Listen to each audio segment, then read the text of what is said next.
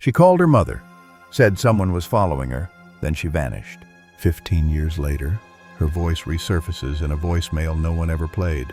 Welcome to the crime trail, where stories don't rest just because the files do. If this already gives you chills, hit subscribe and stay until the end. You're going to want to hear what the lake remembers. A lake too still. It was just past 7 a.m. when the fog began lifting off Lake Talon in northern Ontario. A fisherman named Harold Jenkins was the first to notice something strange. A patch of still water, unnaturally flat, unmoving, while the rest of the lake rippled with morning wind. He leaned forward, squinting through the low mist, and saw it, a pale shape gently swaying near the reeds. At first he thought it was driftwood. It wasn't. The body of a young woman, clothed barefoot, floated face down no more than 12 feet from the shoreline. No visible blood, no torn fabric. The only anomaly was a single white sneaker resting half buried in the mud nearby, upright as if someone had placed it there. By 8:00 a.m., the perimeter was cordoned off. Yellow tape snapped in the breeze. The local RCMP arrived, led by Sergeant Olivia Clark, calm, measured, observant. She crouched beside the body and took it all in: the woman's dark hair, fanned out in the water, the neat appearance of her clothes, and the eerie quiet that clung to the lake like fog refusing to lift. There were no drag marks, no bruises, no visible trauma. An accidental drowning? Maybe. But the shoe bothered her. It was too clean. No algae, no silt. And why only one? The ID came quickly. Emily Hart, 27 years old, missing for 2 days. A graphic designer at a boutique firm in North Bay. No history of depression, no substance issues. Lived alone, no romantic partner on record. Owned a golden retriever named Felix, who had been found barking at the back door of her apartment the night she disappeared. Her wallet was untouched, keys in her purse, her phone missing. As the forensics team carefully lifted her from the water, Sergeant Clark noticed something else. Tucked beneath Emily's wrist was a thin red scratch, not deep enough to bleed much, but sharp, like the edge of a branch or maybe wire. It was the first wound they'd find. It wouldn't be the last. Back at the station, Clark reviewed the missing persons report filed by Emily's mother. Routine, filed 36 hours ago. But there in the notes was something strange Emily called the night she disappeared. Sounded scared. Said she thought someone was watching her. Then the line went dead. Clark circled that line in red ink. Victims don't usually foreshadow their own deaths. The following hours brought no witnesses, no known enemies, no jealous exes. Emily's social media was calm. Pictures of sunsets, her dog, a book she'd been reading, a quote in her bio, "Still waters run deep." Irony cuts sharp when it chooses to. News of the death hit the local media within hours. Young woman found dead in Lake Talon. Commenters mourned. Some speculated. Most moved on.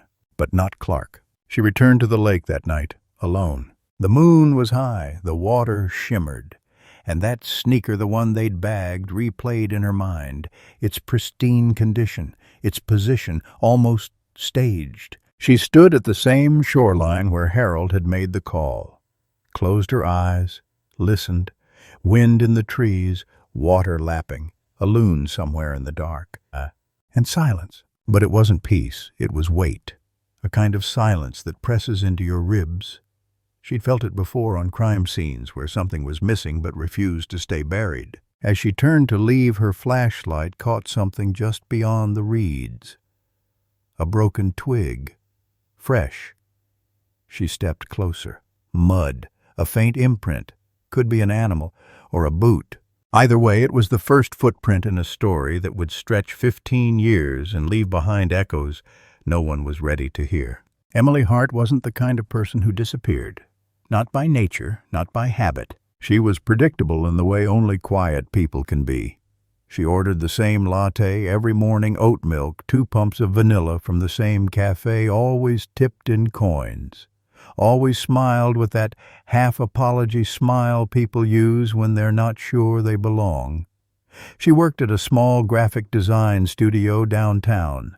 Sleek layouts, soft palettes, wedding invitations, clean branding, nothing edgy, nothing loud. That wasn't her. The last person to see her alive was a coworker named Julie Tran, who watched Emily pack her laptop into her canvas tote bag around 7:15 p.m. on a Thursday. She waved from the elevator, said, "See you tomorrow." Emily nodded. The doors closed. She never came back. At first, no one panicked. Friday came and went. People assumed she'd taken a day off. Saturday arrived, still no contact. That's when her mother, Louise Hart, called the police. Then she called again and again, until someone finally took her seriously. The apartment was unlocked when officers entered. Felix, the golden retriever, had scratched at the back door. He was hungry, dehydrated, but calm. The bed was made, laptop on the counter, no sign of a struggle, no blood, no broken glass, just stillness. Sergeant Clark walked through the apartment herself that Sunday morning. Something felt frozen. The tea in the mug by the sink had gone moldy. A book sat open on the couch, Into the Water, page 91. Clark didn't touch it. In the fridge, leftover tie, a half-finished bottle of kombucha, and something else. A note, folded, taped behind the butter dish. It read, "I think he followed me again. Same car, same street. It's not just in my head." The handwriting was Emily's. She hadn't told anyone else, not her friends, not her boss, not even her mother. Clark checked Emily's search history. Stalking laws, Canada. What to do when you feel followed. Can a dog sense danger? She had felt it, but no one had been listening. Back at the station, Clark mapped the timeline. Last confirmed sighting, Thursday, 7th, 17 p.m.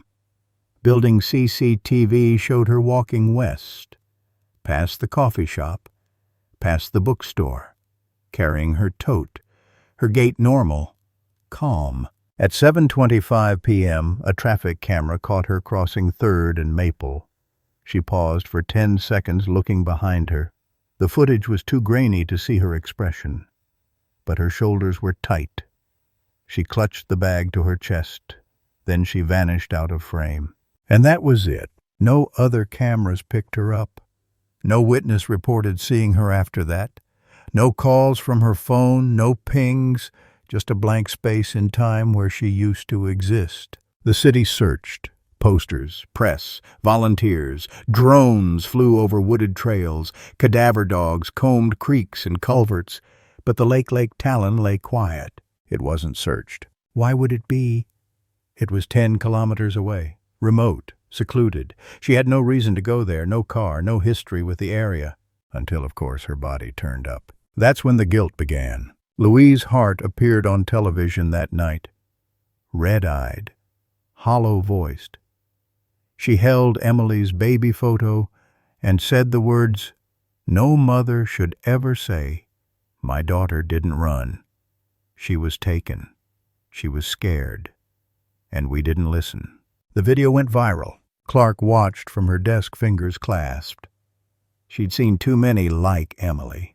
Not just statistics, not just faces on walls, but stories that went quiet too early. Stories smothered in normalcy, the polite kind of horror that doesn't make headlines. She returned to the map. There was a pattern. A route. Emily always walked home the same way except that night. One wrong turn, one different step, someone waiting. Clark didn't know who yet, but the shoe, the scratch, the note behind the butter, they were starting to speak. And though Emily couldn't say another word, her silence had already begun to echo. The rain came 3 days later. Soft at first, then relentless. It turned sidewalks to slate and gravel trails into streams. But Sergeant Clark wasn't the kind to wait for fair weather. If there was ground left to search, she'd walk it wet, cold, and silent. and Lake Talon's shoreline, where Emily Hart had been found, was beginning to loosen under the pressure. The forensic team combed the scene again, hoping the storm might reveal what time had buried. It did. 26 feet from the water's edge, half sunk in mud, was Emily's phone, cracked battery bloated but still present. It must have been flung or dropped in haste. Its casing was scratched, the screen spider-webbed, yet inside it held a few frames of footage that had not yet been overwritten. At first glance, the video appeared accidental. 4 seconds of blurry motion, darkness, faint breathing, then the sudden sound of something metal striking metal, a clang, and then music. Not random music, not a radio or background noise, deliberate, classical. Tchaikovsky's Serenade for Strings in C. Played clean, no distortion, like it came from a CD, not a stream. Crisp, purposeful, a lullaby laid over fear. Clark listened to it a dozen times. She closed her eyes and pictured Emily's last moments, her pulse racing, fingers fumbling for the record button, her breath catching as she tried to capture a detail, any detail that might matter later. And in the background, someone nearby played the violin, not by accident, but to calm or to mock. A forensic audio analyst enhanced the clip. They isolated footsteps, 2 sets. One lighter, quick, one heavier, deliberate. The lighter pair stopped suddenly. Only one set walked away. Back at the shoreline, a new search began, this time with sonar and cadaver dogs. But it was the rain again that gave the clue. It had shifted a shallow trail, muddy impressions almost lost to time. Shoe prints, mismatched in direction. One set led toward the water, the other turned back inland. Clark followed them until they disappeared beneath pine needles and moss. Nearby, she found something small, a broken piece of wood no bigger than her palm with smooth edges. A fragment of a handle, maybe? It smelled faintly of oil, machine oil. She bagged it, labeled it, moved on. Around noon, a retired logger named Wayne Dorsey arrived. He lived not far from the lake, had heard the news. He didn't think he knew anything useful, but as Clark showed him the shoe, the phone, and the footprint maps, his eyes narrowed. He pointed toward the eastern trailhead. "There's a shed down that way," he said. "Abandoned. Old ranger site. People used to camp there until the road washed out." Clark nodded. She hadn't checked there yet. The trail was overgrown. Pines towered over like guardians. The shed, when they reached it, leaned like a dying man. Rot clung to its boards. Inside, dust, pine needles, mouse droppings, and one thing that didn't belong, a single folding chair. Nothing around it. No trash, no cigarette butts. Just the chair placed precisely in the center of the shed, facing the door, watching. She turned on her flashlight and scanned the corners. In the rafters, tucked behind cobwebs, hung a wind chime, made of flattened bottle caps, copper wires, and at the end, violin strings. Strung tightly, tuned, she didn't say a word. Instead, she photographed everything, bagged the fragments, and stepped back into the light. Rain had returned, soft, quiet, almost like applause. Later that evening, she pulled out Emily's cracked phone one more time, paused the video at the 3.2-second mark. There it was, a reflection in the screen's corner, a faint distorted glint. Possibly a car mirror, possibly sunglasses, definitely not a shadow. Someone had been close, close enough to leave footprints, close enough to play music, close enough to smile. They thought they had him. His name was Rudy Delgado. 38 years old, 6'1", lean, with nervous eyes and a permanent squint, like he was always bracing for a punch. He'd been out of prison for less than a year, serving time for breaking and entering, resisting arrest, and possession of stolen property. The crimes weren't violent, but his record was long enough to raise eyebrows. Rudy lived in a small trailer park 9 miles from Lake Talon. He owned no car, but frequently borrowed one from a neighbor. He smoked, drank, lived off odd jobs, and quietly collected radio parts. No one thought much of him, and maybe that's why he was easy to choose. His name surfaced when a park ranger recalled seeing someone skulking around the trailhead the same week Emily disappeared. Tall guy, rough-looking gray hoodie, bit twitchy, the ranger had said. That was enough for Clark's team to bring Rudy in for questioning. The interview room was cold, fluorescent. Rudy sat hunched, hands twitching. He denied everything at first, never saw her, never been to the lake, doesn't know anyone named Emily Hart. Then came the video. Clark played it without sound at first, just the blurry panic, the shuffle of motion, the tiny reflection caught in the phone's cracked edge. Then she brought the volume up. The breathing, the clang, and the music. At the sound of the violin, Rudy flinched. "Do you know this piece?" Clark asked calmly. He shrugged. "Sounds old. I don't listen to that crap. But you collect radio parts, right? Old ones, vacuum tube stuff." He stiffened. "So what?" The detectives pushed harder. A search warrant was signed by midnight. Rudy's trailer was raided by dawn.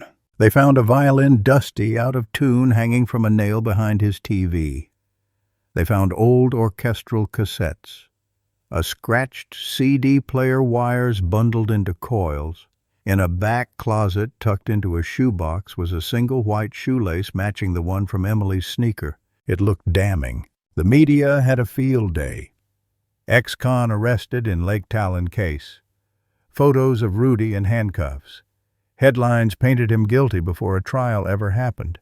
Emily's mother wept. Strangers online applauded. Clark watched it all unfold with a sinking stomach. Something was off. It wasn't the evidence, there was just enough of it. It was Rudy himself. His confession came on the third day of questioning. He folded like paper, cried, said, "I did it," but his story changed every time. He claimed he met Emily in town, then said they talked online, then said he saw her jogging near the woods. None of those things matched reality.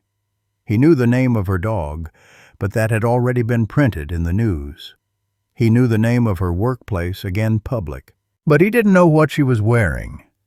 He didn't know the brand of her phone. And he didn't know about the tape, the message Emily left for her mother. He wasn't the right kind of wrong. Still, charges were filed. The district attorney pressed forward.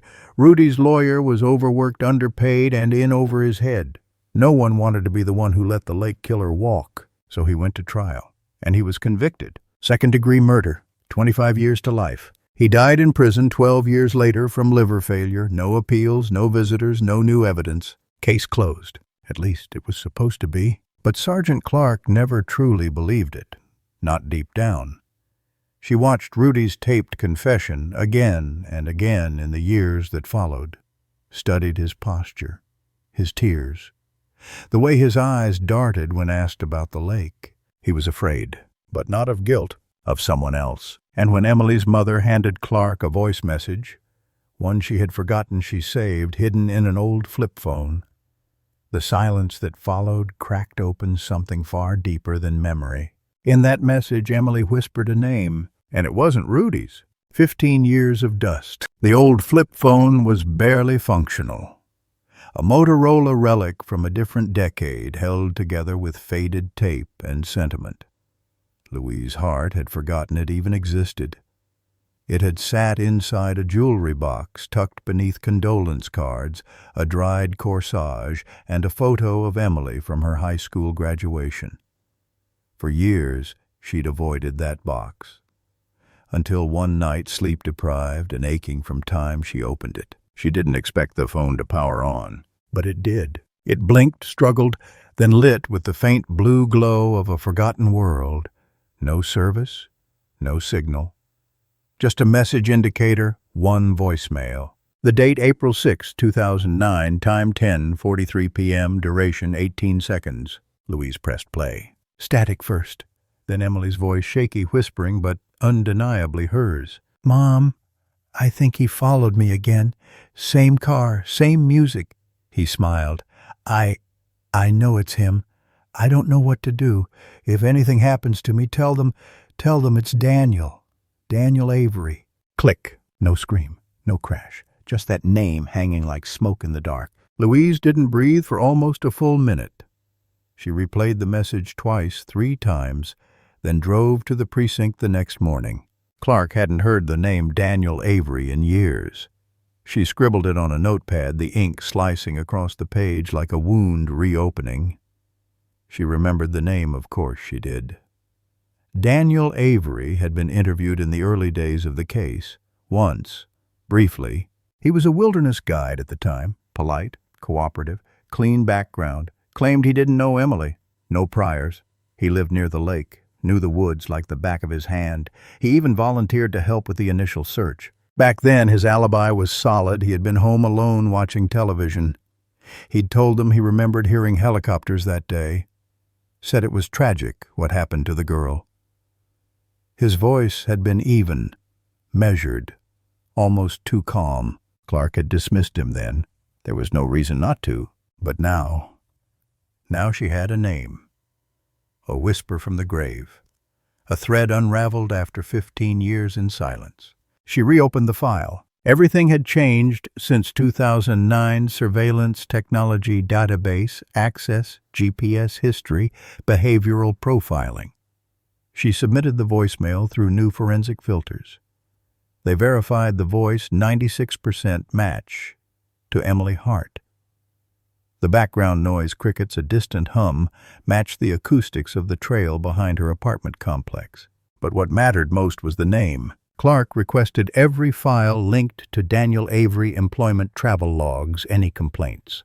She found something subtle but unsettling. Between 2007 and 2009, Avery had reported multiple car break-ins near trail sites.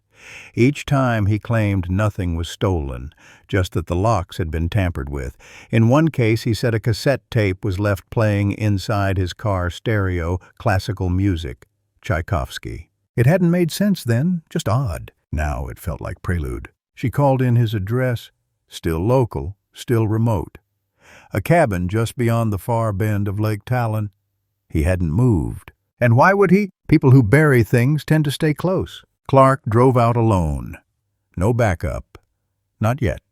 She told herself it was just an informal visit, a courtesy.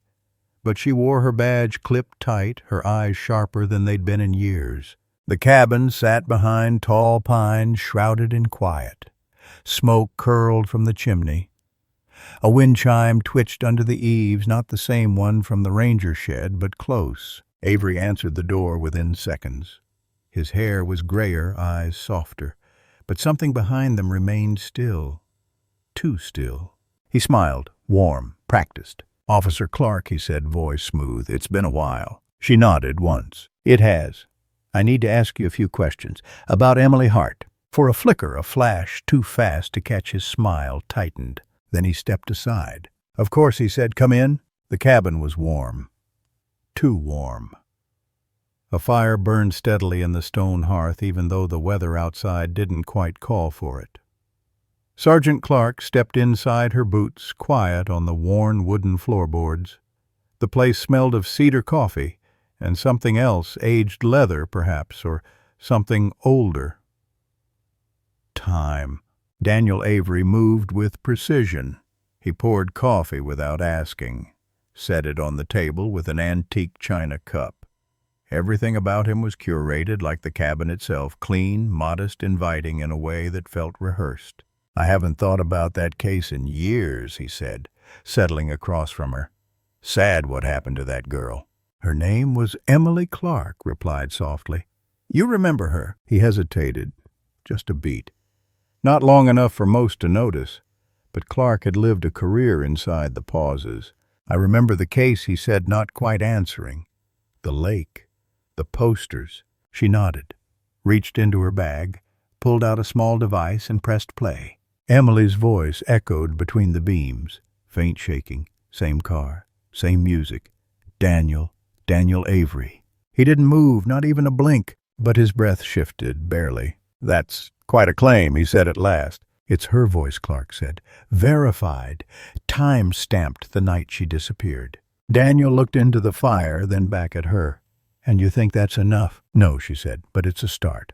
The silence grew heavier like snowfall in the lungs. Clark scanned the room bookshelf, old typewriter, hiking gear neatly stacked near the door, and above the mantel a violin case. "Do you still guide tours?" she asked casually. "Rarely," he replied. "Mostly private sessions now, solitary hikes." "You still play?" She motioned toward the case. "Sometimes." His voice dipped. "Music helps me think." She stood, walked to the shelves. A small radio sat near the edge, old-fashioned with a cassette deck. "You still use tapes?" "Digital doesn't sound the same." She turned back to him. "What about April 6th, 2009? Where were you that night?" He leaned back slow. 15 years is a long time. But memory, Clark said, has a way of sticking to guilt. For the first time, something flickered behind his eyes. Not anger, not fear. Calculation. "Are you accusing me of something, Sergeant?" "Not yet." She kept her tone even. "But you were near the lake that week. You had access.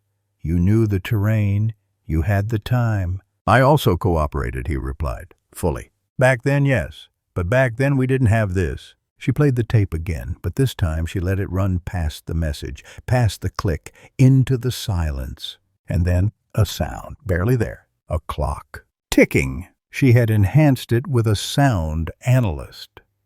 That specific rhythm, slow, deliberate wooden casing, was rare.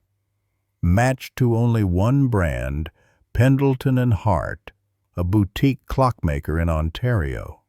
Only 100 of those models were made, and one of them stood against the far wall of Daniel's cabin, still ticking, still perfect. She looked at him. "Didn't think anyone would notice that, did you?" His lips pressed into a line. "Coincidence." "You don't believe in those," Clark said. "You hike alone, you live alone, you collect things that don't belong to you." She took a step forward. "Did you take her phone? Her shoe? Did you bring her here before the lake?" He said nothing. The clock ticked on. She didn't need a confession, not yet. What she needed was momentum, pressure, and she had it. Outside, her team was waiting for the signal to move in with a warrant. GPS logs were being pulled from Daniel's old hiking tracker, sold under his name years ago, but never officially deactivated. The data was being recovered bit by bit. But standing there in the warmth of his curated calm, Clark felt something shift. Daniel Avery didn't look panicked. He looked patient, as though he'd always known this day would come, as though he'd rehearsed it. She left without handcuffing him, but as she reached the trail, the wind shifted, and somewhere behind her the faint strains of violin began to play. Not from a recording. "Live!" Played soft, played slow, like a memory refusing to die. Daniel Avery had lived on the edge of Lake Talon for nearly 20 years. Locals referred to him as the woodsman, half out of respect, half out of unease. He was the kind of man who never truly left footprints, only impressions. He knew where to step to avoid soft soil. He could move through the forest without disturbing so much as a leaf. And most of all, he knew when to stay still. Sergeant Clark sat at her desk, a map of the lake spread across its surface like a canvas of missed chances. Colored pins marked prior search zones. Notes scribbled in red ink looped around dates, names, fragments of remembered detail. But what caught her attention wasn't the past. It was the GPS data, recovered from Daniel's old hiking tracker, buried in a forgotten email backup of all places. The logs showed a trail on April 6, 2009, a loop around the lake. But not just any loop. One that hugged the eastern ridge, steep, difficult terrain that only someone deeply familiar with the woods would risk after dark. The final recorded coordinates landed within 40 meters of where Emily Hart's body was found. He was there, 15 years ago, under a full moon with a girl who would never make it home. Clark requested satellite heat maps, cross-referenced local cell towers, reviewed long-expired land permits. She wasn't chasing ghosts. She was cornering a man who'd always walked one step ahead of suspicion. She returned to Lake Talon with a new team and a ground-penetrating radar unit. They scanned near the shoreline east of the site where Emily's sneaker had been recovered. 2 meters underground, they hit something unnatural, metallic, linear. They dug. What they uncovered was a rusted, bear-proof container. Inside, plastic-wrapped objects, all carefully preserved. A woman's watch, cracked but intact. A disposable camera. A paperback book into the water, its spine-warped pages brittle. And a necklace, silver, shaped like a crescent moon. The same one Emily wore in her graduation photo. It wasn't a grave. It was a trophy box. Clark stared at the contents, her gloves trembling. The camera was passed to tech. A rush development order was made. 6 photos were recovered. 2 were landscape shots, trees, lake, sky. 1 showed a boot print in mud. 2 were dark motion blurred. But the last was sharp. Emily's face framed in the gloom. Eyes wide, caught mid-breath. No fear, yet just confusion. Her hand reached toward the lens. Her crescent moon necklace caught the flash. Behind her a shape. A man partially obscured, enough to see the corner of his mouth, smiling.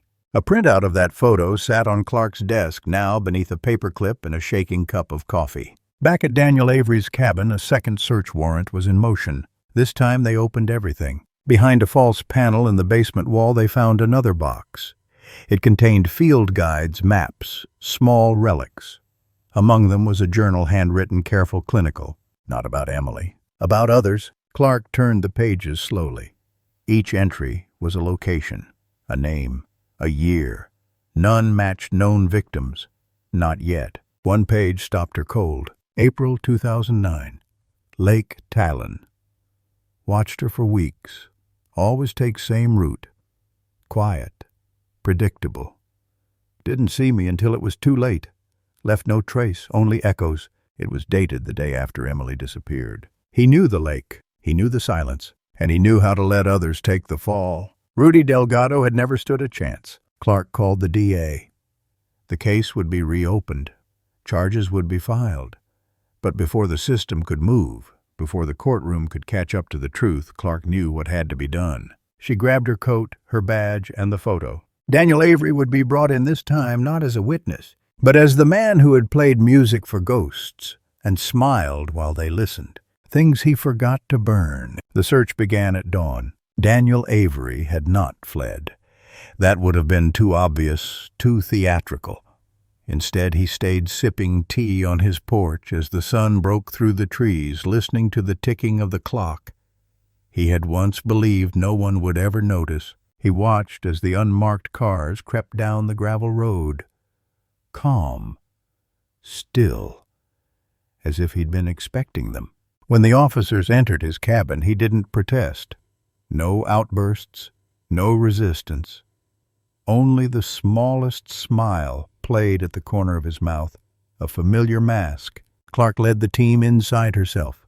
This time they brought scanners, hammers, pry bars. Every crevice would be turned inside out. In the attic, rope clean and unused, old tarps, journals, nothing directly incriminating, but everything just a little too clean. In the kitchen, spices in alphabetical order, blades honed to surgical precision, a cutting board scrubbed with vinegar obsessively. But it was in the garage where the truth refused to hide any longer. Behind an old shelving unit, tucked into the hollow between 2 studs in the wall, wrapped in plastic and stuffed behind insulation foam, was a hiking boot.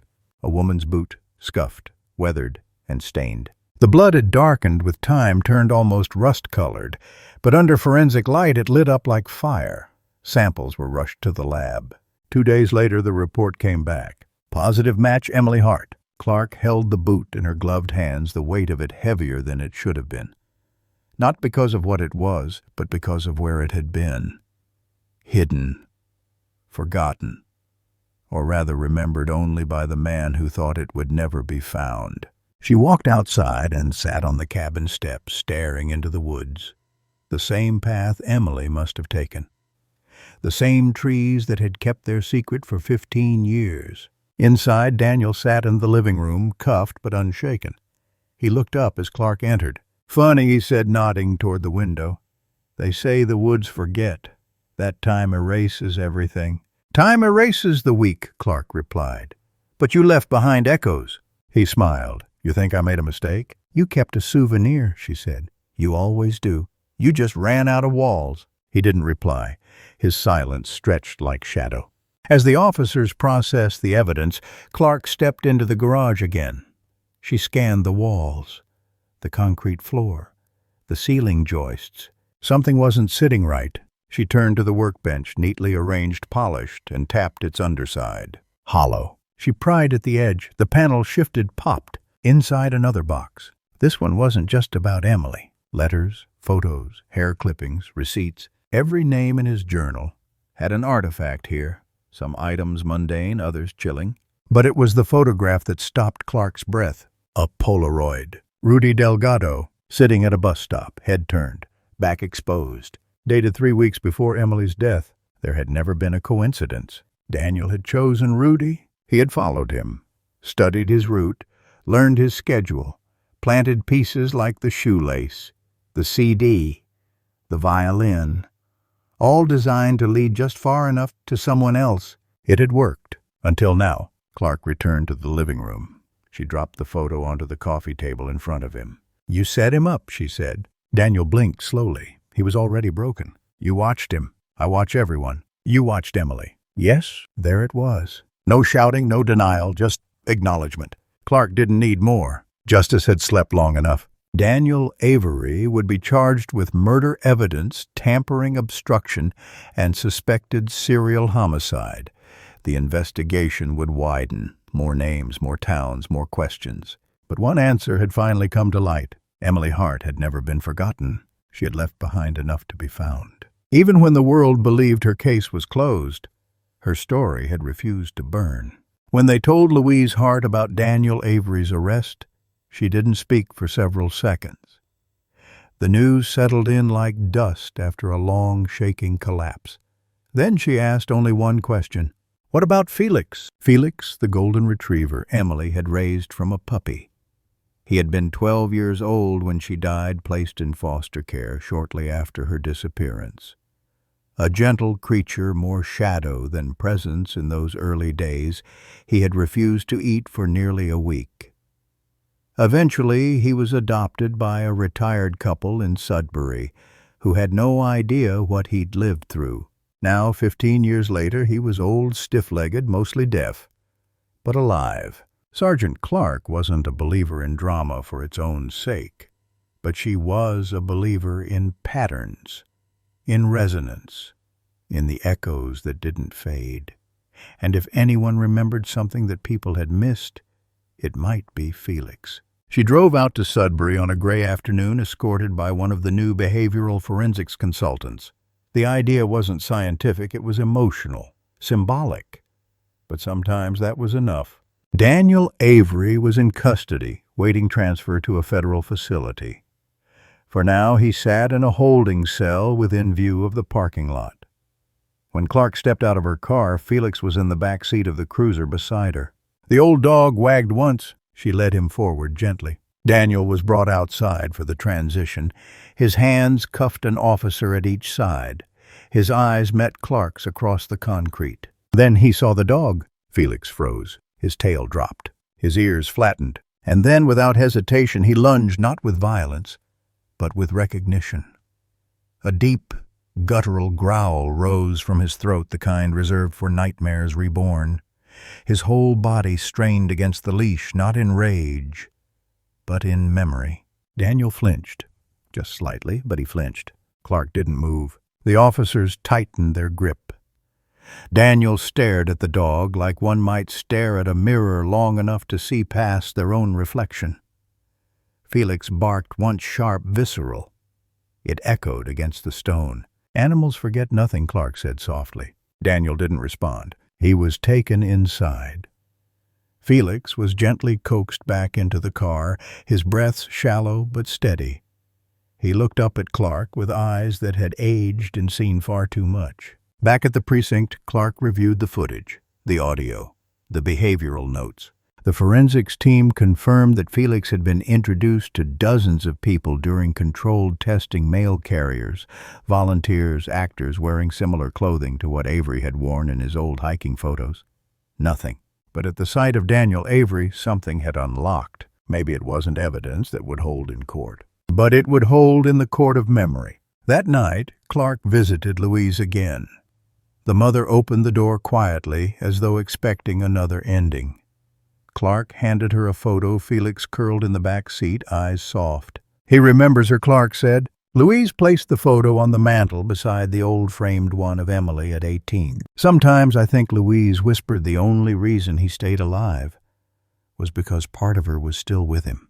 Clark didn't argue. Some things can't be measured, can't be logged or filed. Some things, like the loyalty of a dog, the love of a mother, the instinct of justice, live in silence. And sometimes that silence howls. Felix passed away 3 months later, peacefully, in his sleep. But in the records in the case file, now reopened in the notes, scribbled in the margins of a detective's journal, one entry remained. Subject exhibited clear recognition, memory unprovoked, no hesitation. Echoes live in animals, too. Emily Hart had a witness, after all, one that never forgot. Echoes become evidence. Daniel Avery sat at the end of the steel table, wrists cuffed, eyes resting on the floor, as though he could read a different version of the world in its scuffed linoleum. He hadn't spoken since the transfer, not to the guards, not to the public defender assigned to him, not even when Clark had presented the photos, the boot, the GPS data, the journal. But silence has a rhythm, and rhythms can break. Clark walked into the interrogation room with one item, not a file, not a weapon, not a confession, just a tape recorder. Old-fashioned, click-operated, the kind people used before memories became pixels. She set it down, pressed play. Emily's voice filled the space again. "Mom, I think he followed me again. Same car, same music." Then the name. Daniel's name. And just after the ticking clock.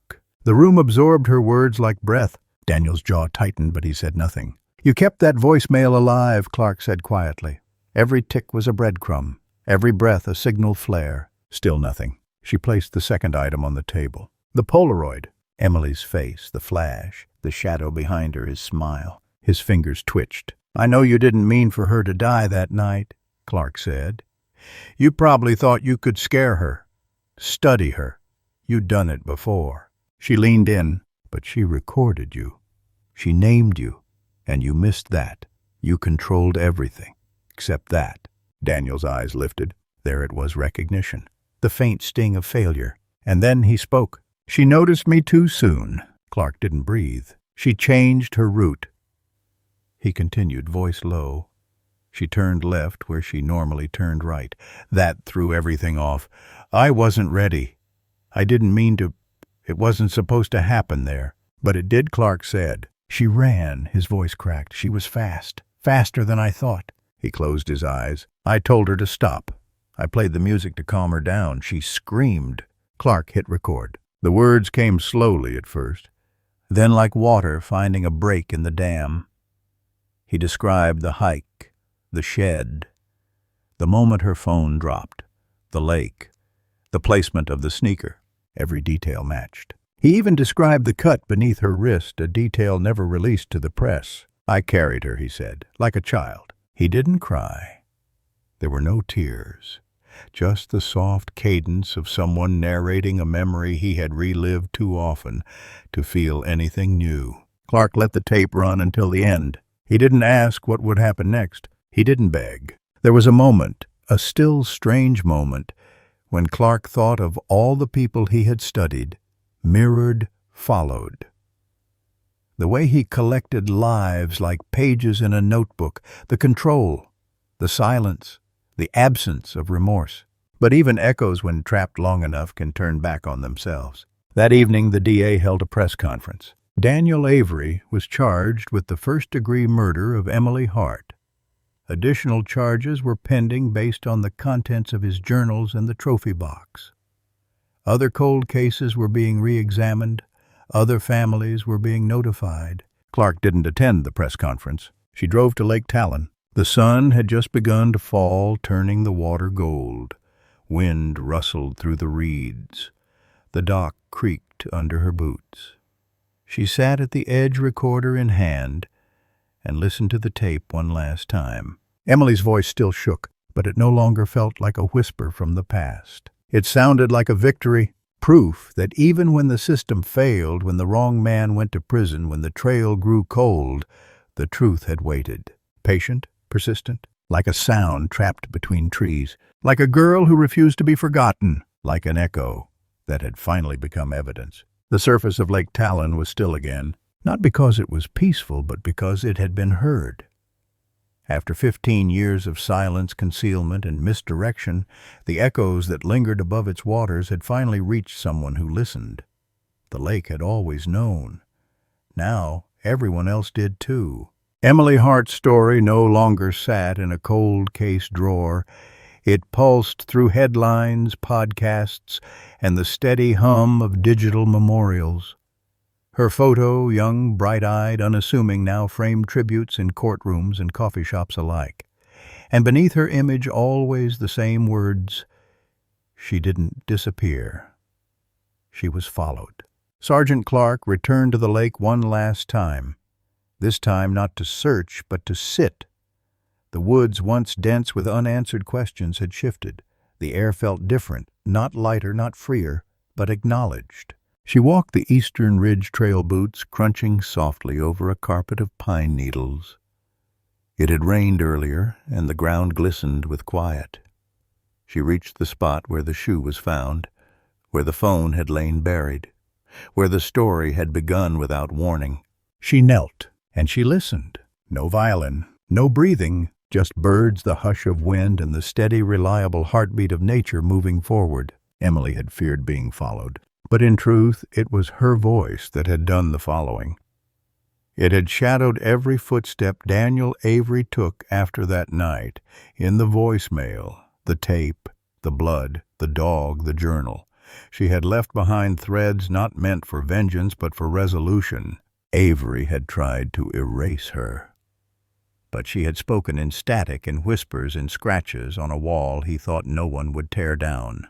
Justice was never fast, but it was sometimes patient. Louise Hart stood at a podium days later as Avery's sentencing was read aloud.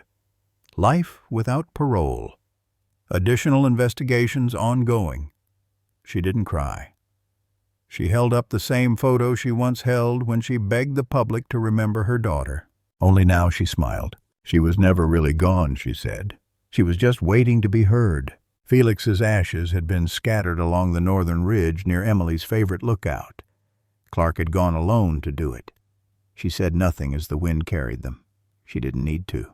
Some stories don't require punctuation, only presence. The case changed policies, prompted the re-evaluation of old methods, encouraged departments to reinvest in cold case technology, trauma-informed interviews, and long-term data retention. Clark had testified before the review board.